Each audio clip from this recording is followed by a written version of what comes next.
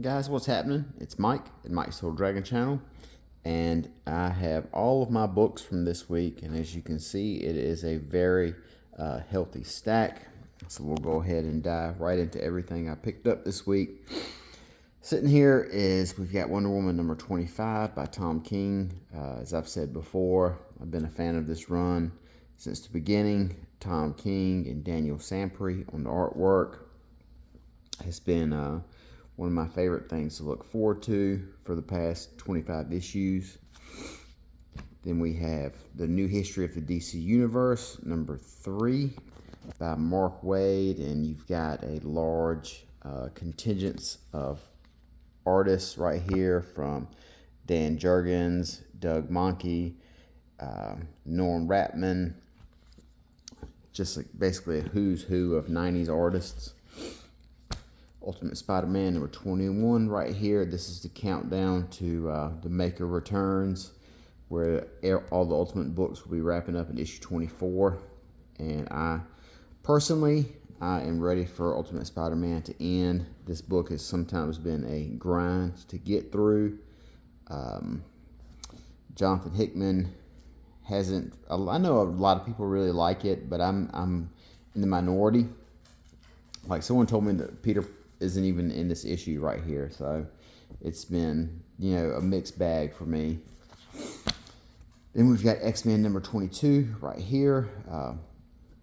This is another issue by Jed MacKay that is leading into the Age of X, the big Age of X storyline.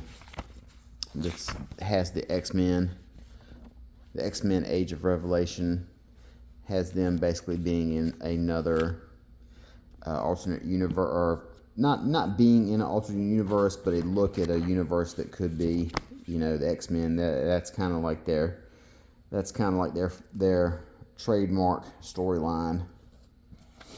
Then we have Escape by Rick Remender and Daniel Acuna. This is basically a World War II comic about a crashed pilot who's behind enemy lines, except the only big hook is they're all animal type people.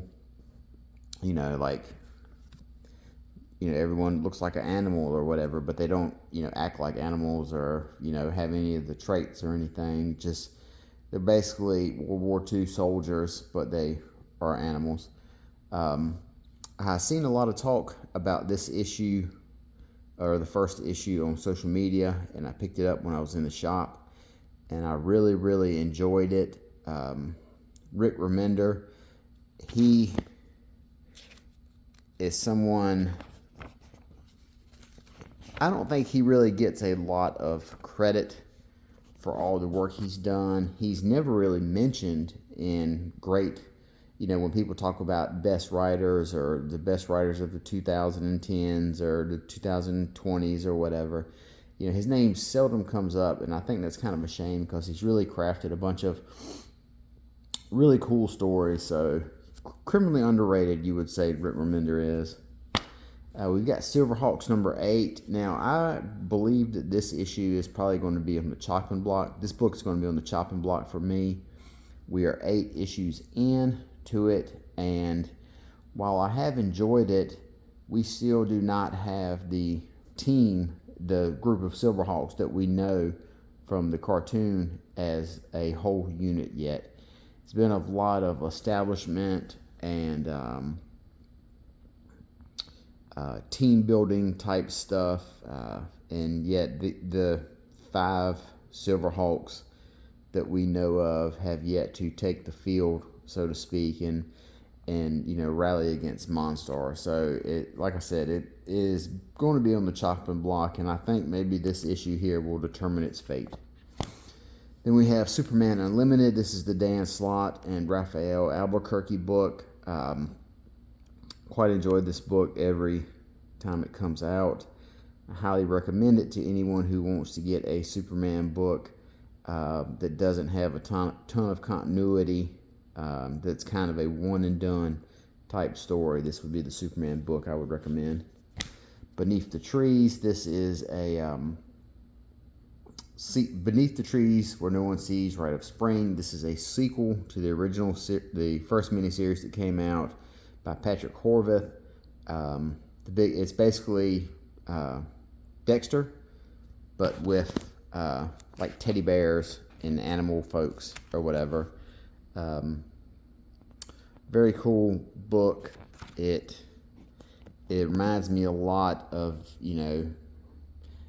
Get Along Gang or Shirt Tales, those type of cartoons you had as a kid where the animals had they were basically on their own doing things like that. But the big difference is here, one of them is a chronic serial killer. Then we have another Superman book here by Josh Williamson and Dan Moore. The big difference between this one and the Superman Unlimited book is, like I said, this one is heavily bogged down in continuity. It's very event driven. It ties into what DC's doing in their universe as far as events and crossovers and storylines.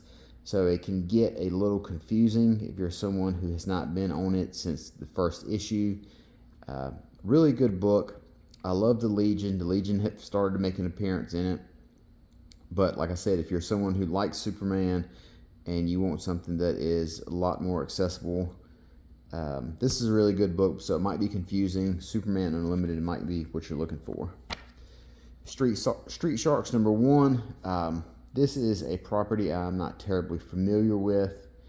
I do remember seeing the toys in department stores in the mid to late 90s or whenever that was. Basically, from what all I know about them is essentially it's the Ninja Turtle formula. Mutant animal people type folks battling mutant villains. But the characters look really cool. The Street Shark characters look really cool. So I picked up this issue to see how it went, see how it goes. Could be fun. Mortal Thor #2. This is the Al Ewing book, a continuation of the Immortal Thor book he was writing on. And this has basically Thor has shown up with no memory of who he was in his previous, he doesn't have any idea that he was a thunder god. He thinks he's just like a regular person, a construction worker. So there's a lot of mystery going on. And the Immortal Thor did not grab me, but the first issue of this one did. So I'm very interested to see what Al Ewing has got up his sleeve for this one. Black Cat #2. The first issue didn't really grab me, but I'm interested in seeing what G. Willow Wilson has planned. She established a lot of goodwill with me in the Poison Ivy book, so I'm willing to give her the benefit of the doubt, and we'll see if the second issue picks up a little bit. Then we've got Emma Frost, White Queen #4. This is a look at the early days of Emma Frost before she turned into a member of the X-Men, when she was still basically a bad guy. And then we've got the last issue of the Storm book before it gets relaunched into the X-Men big event and gets renumbered and has a different, kind of concept or whatever. So this was a really cool book. I love Storm. This was a really cool book to me. Parts of it got too cosmic. It got a little more cosmic than I wanted, and I liked it a little better in the beginning when it was very kind of down to earth, so to speak, as much as a comic book can be, kind of grounded more. But I'm still interested in seeing how this turns out. And I'm not going to try and pronounce the creative team's name because I know I'm going to butcher it. But the writer here needs to go down as being the essential Storm writer. All these previous 12 issues has done more justice to Storm and treated her with more respect than pretty much any writer has in quite a very long time, especially in a solo book. So the writer and this creative team, they really killed it. They really killed it. This is something that will probably get a hardcover, and when it does get that hardcover collection, I'll be picking that up.